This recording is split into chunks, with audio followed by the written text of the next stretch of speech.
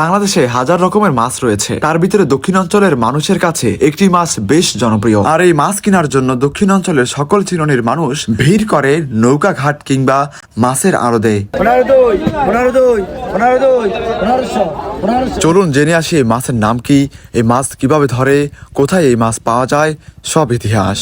এই মাছ ঘাটের তথ্য আগেই পেয়েছি, তাই চলে এসেছি ভোলা জেলার চরপেশন উপজেলার চর মাইনকা ইউনিয়নের কচ্চিবা সুলিশ ঘেট। অনেকে এই কচ্চিবা সুলিশ ঘেটকে মাছ ঘাট নামে চিনে। ঘাটে আসতে না আসতে দেখা মিলল বেশ কয়েকটি হাঁচিতে মাছ রাখা হয়েছে। মূলত জেলে ভাইয়েরা মাত্রই নদী থেকে মাছগুলো ধরে আনছে, আর এই মাছগুলো নৌকা থেকে উপরে উঠানো হচ্ছে।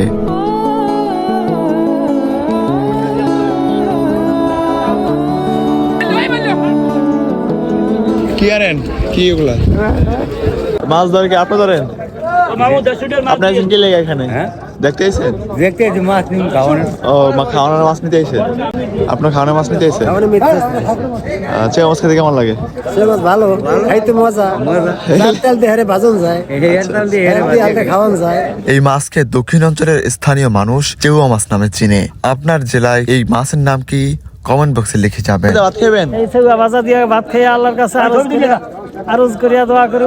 জেলে ভাইয়েরা মূলত বিনতি জালের মাধ্যমে চেউয়া মাছ ধরে ঘাটে নিয়ে আসেন, আর এই চেউয়া মাছ জেলে ভাইয়েরা উপরে উঠান এবং সেই মাছ ডাকে বিক্রি করা হয়। আর এই ঘাট থেকে বিভিন্ন ক্রেতারা এবং হকাররা মাছ কিনে নিয়ে বিভিন্ন জেলা উপজেলায় গ্রাম মহল্লায় ছোট ছোট বাজারে এই চেউয়া মাছ বিক্রি করা হয়। বরানোর দিন নিয়ে মাছ বিক্রি করবেন না? কয় টাকা কিনছেন চেউয়া মাছগুলো? 400 টাকা। 400 টাকা এক ব্যাগ?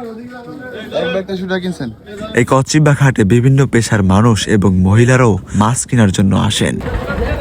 চরপেশন উপজেলার মাইনকা ইউনিয়নের মানুষ বেশিরভাগই জেলে সম্প্রদায়। এই কচ্চিবা ঘাটে আসলে দেখতে পাবেন বিভিন্ন ধরনের জেলে ভাইদেরকে, দেখতে পাবেন বিভিন্ন ধরনের মানুষের সরল জীবন জীবিকা।